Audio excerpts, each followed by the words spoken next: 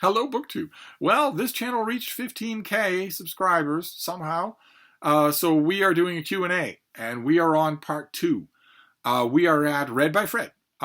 Congratulations, Steve. I have 2 questions. One, just how many ebooks do you have? I'd say probably 15,000, thereabouts. Maybe somewhere between 13 and 15,000. And number 2, do you prefer reading nonfiction on your e-reader or as a physical book, and why? No, there's no genre distinction. I love reading everything on the Kindle. Right now, it's the Kindle Oasis. Just it's with me all the time. If I need a reading break from writing, it's there all night long. I have charging cables set up so that I don't ever have to worry about it running out of power. It's fiction or nonfiction. It doesn't matter to me. I have equal amounts of both.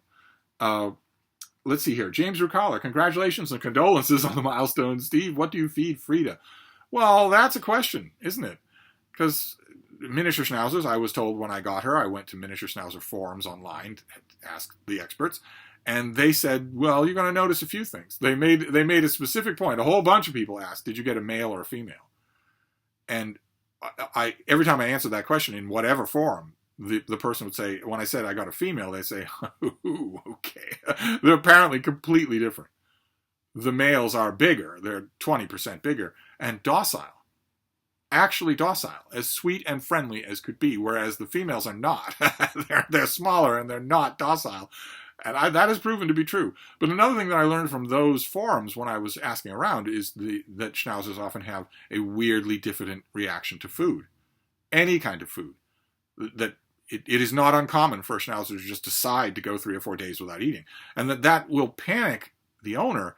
But I had so many people in those forums 6, 7 years ago tell me, one thing you have to know, carved in stone, your schnauzer will not starve herself to death. She will not do that. There's nothing wrong with them mentally. So no matter how nerve-wracking it is for you, don't go to the vet. Don't get any kind of medication. When your schnauzer feels like eating, she will. And that turned out to be true. In the first few months that I had Frida, she stopped eating for a solid week. And then one day just decided to get up. She got up, walked over to where I kept the food, and just ate. And it was fine. She does still do that. She will still go on periodic hunger strikes. No idea why. It has nothing to do with the variety of food.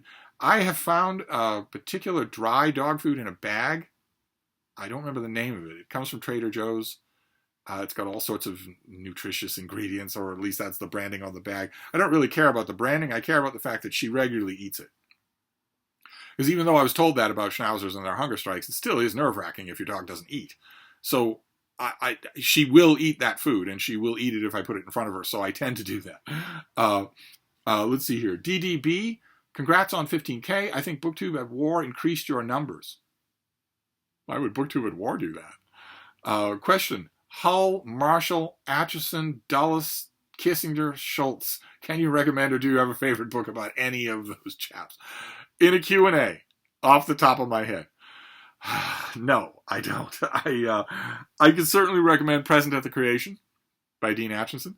It's really captures the tone of the man.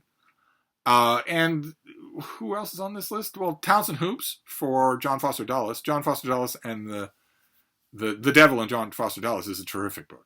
Just terrific. Don't know if it's still in print, but it's really good. So, and I'm sure that I can come up with things for the others, but not off the top of my head. Bass Van Dyke, congrats, Steve. Number 1, do you have any recommendations for someone who loved Middlemarch? Is there a book like it? That's kind of an odd question. And number 2, when is that Western Canada Starter Kit Part 2 taking place? Well, answer to the first one, I'm not sure I even know what the question means. I would need to know what you liked about Middlemarch. The qualities that you like about Middlemarch are almost certainly in other books. Is there another book like Middlemarch itself? I don't even know. I'm not sure I even understand what that question means. And as to number 2, well, Western Canada Starter Kit, if it's going to happen, isn't going to happen in 2023. Obviously, I'm not going to embark on any big things when we're almost in November. So it would have to be 2024 if it's going to happen at all. Robbo, I have recently started reading books of new wave science fiction and have been enjoying them all. My question, what is your favorite novel of the science fiction new wave?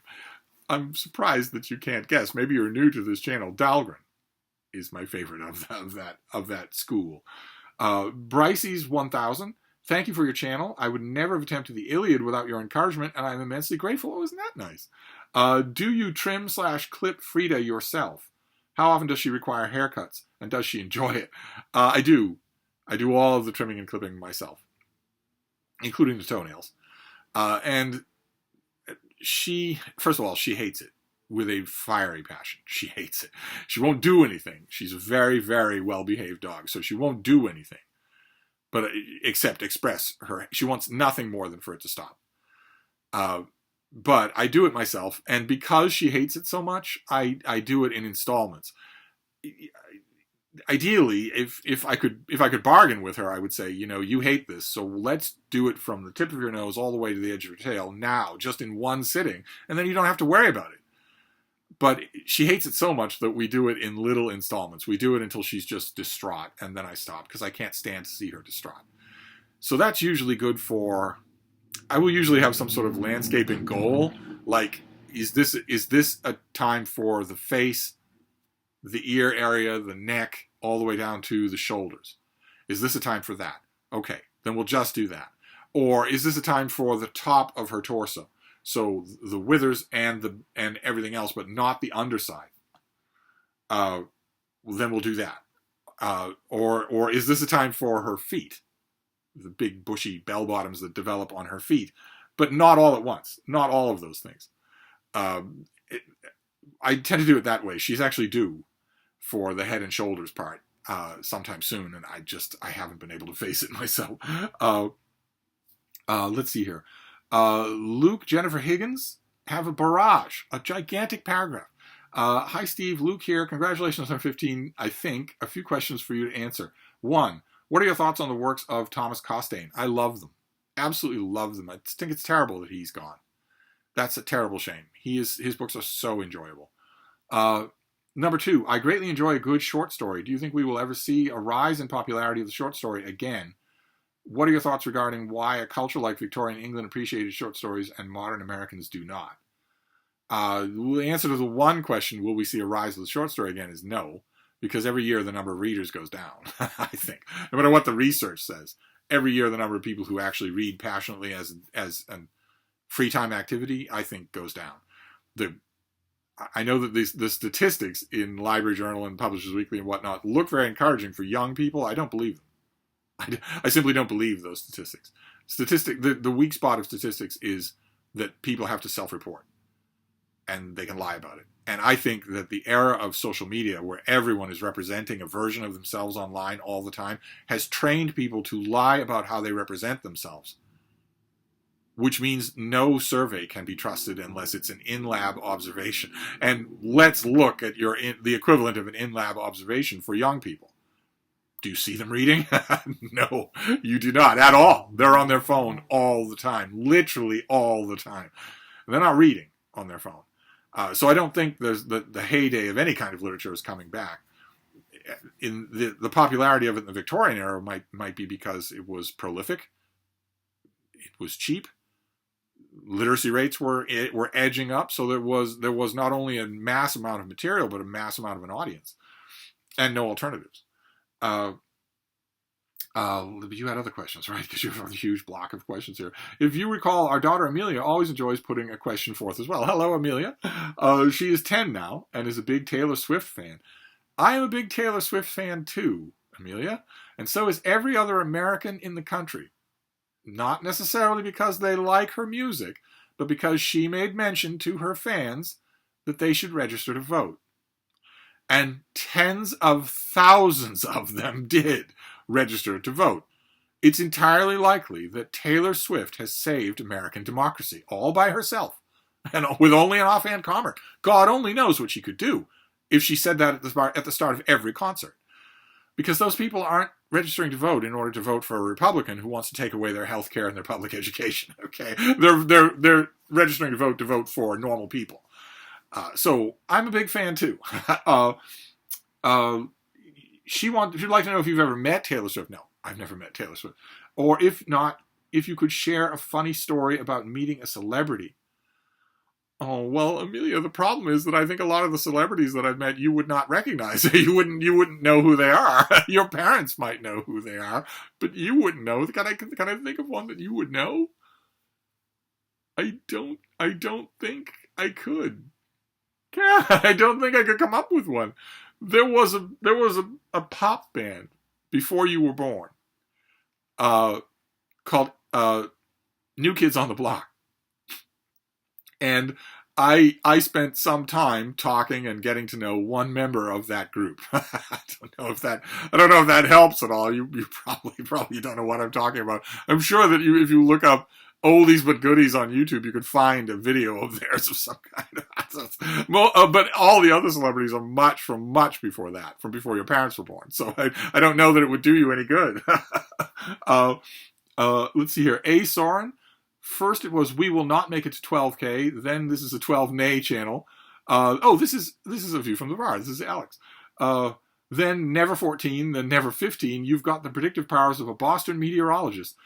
Pero, congrats. It's much deserved. Cormac McCarthy's ghost is happy that you're using pero instead of but, or however. He's happy about that. Because, the English language is so tired. If we don't start playing around with it, what good is it? I mean, really, Shakespeare who? Number 1, when dogs notice each other on the street, are they any more or less mindful of their own breed? No. 2, you've mentioned your beloved Five Guys, the Rasmussen Company, but who are their opposites? Steve's 5 public enemies. I've gathered it's Trump at the top, Nixon a few strides back, but who are the other 3? Well, I don't know that I've ever made a formal 5, but Whitey Bulger, a Boston gangster named Whitey Bulger, would be on that list. Probably right past Nixon. I don't know that I've gamed this out to 5. Logan Paul would be on that list, and maybe just say Logan Paul and Jake Paul together. And number 3, I just read and half loved Where the Bodies Are Buried. Oh my God! All right, well we're getting the Bulgers anyway. What did the average Bostonian think of Whitey Bulger in the 70s? It really does seem like everybody knew what was going on. Everybody did. Everybody did know what was going on. They couldn't do anything about it because snitches die in ditches. Because it was an insular macho community. But everybody knew that he was destroying that community. It's just, you can't ask for help. You can't go somewhere else. The most you can do is maybe see that your ma isn't hurt. Maybe make a little money on the side for ma. Even if it means getting in bed with the person who's destroying your whole neighborhood. And it worked. The destruction worked. It happened. That old South Boston is gone and will never come back because of one man. Anyway, I don't want to rant or anything now, do it. Griggs is back. I promise this is probably the last questions. Where do you draw the line between nonfiction and autofiction? How much fiction does it take for autofiction to become just fiction? I draw the line at Twitter and Instagram. If there is no variation between an author's Twitter and Instagram feed and what I'm reading in their so-called novel, then that's where I draw the line. And there never is any variation. Because in order to tell an author that they need to vary it up, Caroline, or whatever your name is, I'm reading this novel that we optioned for you for $1.5 million for some unknown reason, and I can't help but notice that it's exactly the same as your Twitter feed. Even the quotes are the same. All the people are the same. I've followed the hot links on Instagram and where else, and all the people are the same. So not only is that actionable, so, you obviously need to change that. We can't put real people in your novel. But also, because it opens up to legal liability for the publisher. But also, not really seeing how that's fiction. You haven't invented anything here. No editor at a major mainstream publisher is ever going to say that to any author, because they'd be sued and fired and unpersoned and have their houses firebombed. So it doesn't vary, is what I'm trying to say. It doesn't vary. So that's the answer to the question, is that if I see the author's Twitter feed in their so-called novel, then that's where I draw the line. And unfortunately for the state of fiction, there isn't any variation. So it's either all or nothing. And nowadays, it's all. It's just your Twitter feed. That's all you're doing. You are the most important and only important story that has ever existed. So why would you write about anything else? Why would you do that? Anyway, Ryan Lisbon has a massive block of text. Steve, massive congrats. I discovered your channel this year and love your videos. I've always thought I was the guy that reads a freakish amount and then discovered you. Yes. My Deb had that exact same reaction 20 years ago in a break room at Barnes and Noble. She, I think, had just been hired and just announced that I was talking with somebody in the break room, and she was just sitting there listening, and she said something along those lines of, I was always the bookish person in my life, but I see that's about to change. Let's see here. 2 or 3 books a week is nothing. 2 or 3 books a week isn't nothing. That's really, really good for a person who has a life, a job, and loved ones, and siblings, and healthcare, and whatnot. That's really, really good. I would consider it a Soviet-style punishment, but I'm an outlying case. You are a wonderful part of the BookTube community. Thank you. I'd check with BookTube about that if I were you. My question, how was Kari Mora by the incredible Thomas Harris allowed to be released so underwritten? Why would you guess this a case of an author and publisher house just wanting one last paycheck based solely on a big name? Red Dragon and Silence, that's Silence of the Lambs, are, in my opinion, Mount Rushmore thrillers, and authors commonly tail off in their later years, but I can't think of another case where such an amazing writer produced such a final dud. You keep implying that it's his last book, and that he's on the edge of death. He's younger than I am. The pessimist/realist in me guesses money. Wondering if you have thoughts about this case or this type of situation. Again, thank you for the wonderful videos. Okay, lots of assumptions going on here, but the foremost assumption being that Kari Mora is an underdeveloped mess. Do you really think so? I don't know quite where I stand on the subject. There are parts of it that are as sharp as stilettos. There are other parts of it, large parts of it, that are not, that are sloppy and underdone, just like you say. As is true with so much that this author has written, I am not of only one mind on Kari Mora. Not a masterpiece at all. Thin, definitely. But maybe I just need to reread it. I kick myself that I don't have a copy, but maybe I just need to reread it. But in answer to your general question, that is usually the reason. Usually it's money. That's the reason. Although, if that were the case, in Thomas Harris's case, you would think that this would be, I don't know, if not a Hannibal Lecter novel, certainly something else. Like, we don't have a novel about Will Graham, a younger Will Graham, right? We're told in Red Dragon that he captured multiple serial killers, including Karen Jacob Hobbs, but we don't know that story. Harris could write that. He doesn't own those characters anymore. The studio that owns the rights to his Hannibal franchise could authorize someone to write that story. So I'm kind of amazed that they didn't just get Harris to write that story. But I find it hard to believe that in his case it was just money. Because if it was just money, why would it be a whole new book with a whole new characters? When that's not what readers want. And that's not where you know the main gout of the money will be. I don't know. Interesting. Alex Sorrento's back. This week I finished Gene Edward Smith's book, Bush. Took me a while to decide that I liked it because I felt duped. It sells itself as a biography, but the book is only 600 pages long, and Bush is 55 years old on page 100. Really admired the investigative work and masterful prose, but I've got this knot of resentment about being misled.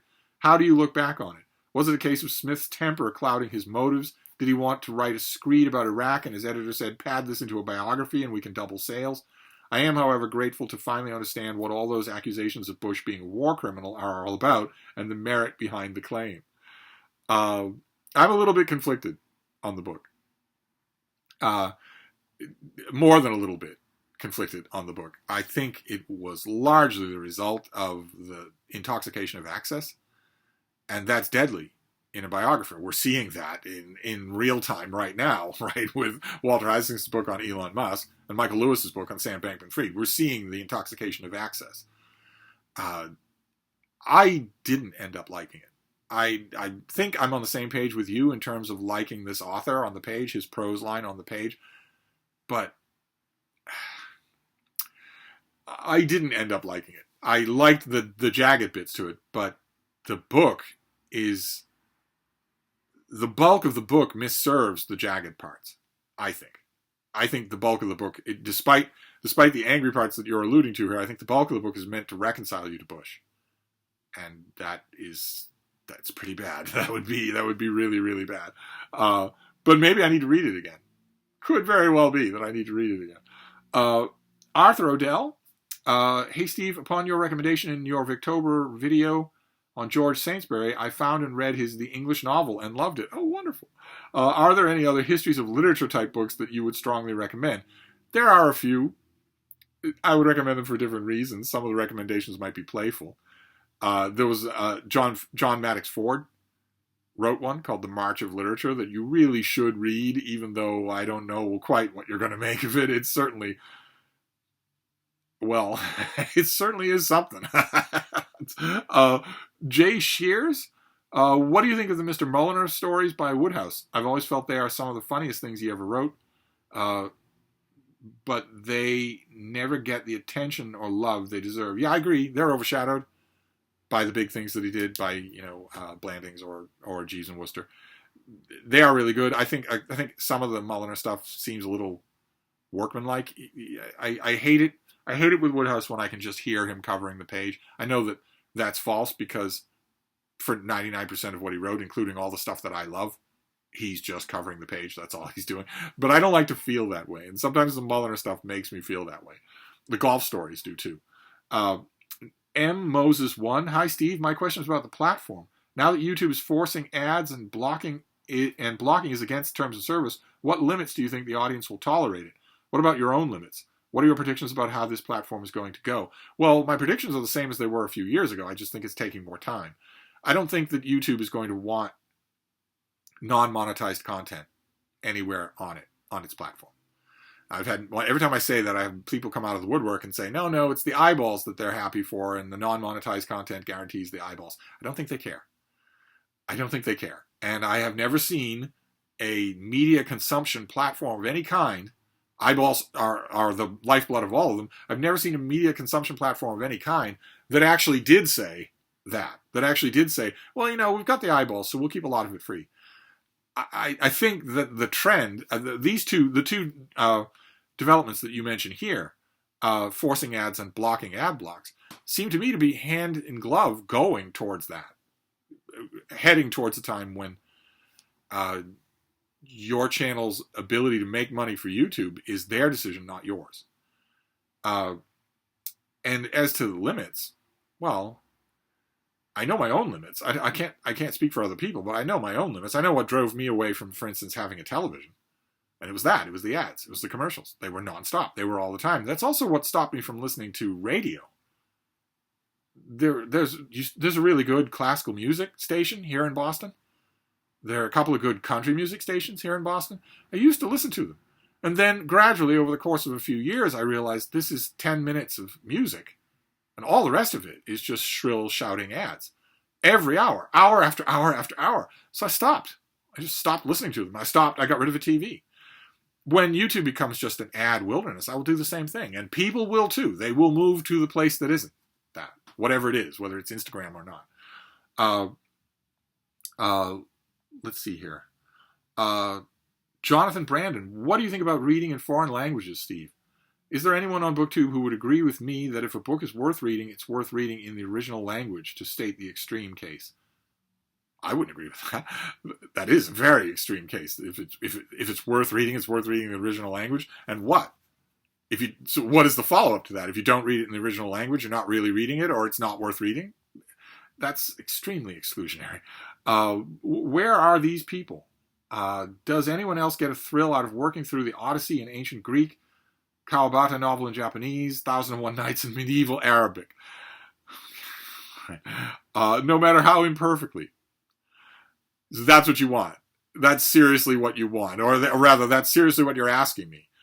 That I think if you feel like reading 1001 Nights, you should break out the medieval Arabic and grope your way through it for 6 or 7 years to get a sentence or a phrase or maybe a passage down. Where is the thrill in that? As opposed to reading a translation by a conscientious scholar who is fluent in the language. Where is the thrill in crawling through? Well, you go on. Maybe you clarify. or Hans Christian Andersen in Danish, or the Witcher novels in Polish, or beautifully eerie Peter Stamm novels in German. I have nothing against reading translations. Yes, you do. I'm sorry to break it to you. But there is fun to be had by tackling books in the original language. I agree. But you didn't start off saying that. You started off saying, well, you know, if you care, you'll grope your way through medieval Arabic in order to enjoy a tiny fraction of 1001 Nights before you die of old age. Of course there's fun to be had in tackling the original language. I have not heard you talk much about non-English reading for native English speakers, Steve, but I suspect you have something to say. Well, I would guess that 90%, 99% of my viewers are monoglot English viewers. I guess that's true. 95% of them. So they're going to be dealing with translations for almost anything that they read.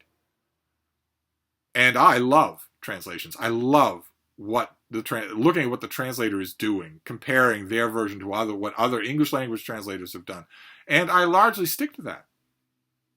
Because lately, in the last 30 years or so, 40 years, my reading ambit has been the new releases in the American book market, which means translations into English for the American book market. So it's not only a type of reading, a type of literary endeavor that I love, but it's also something that I do a lot. I cover it a lot. So I wouldn't talk about it on this channel. Why would I talk about, you know, you will never hear me say, if you feel like reading the Arabian Nights, you should learn medieval Arabic. That you will never hear me say that about the Arabian Nights or the Bible or Homer or anything.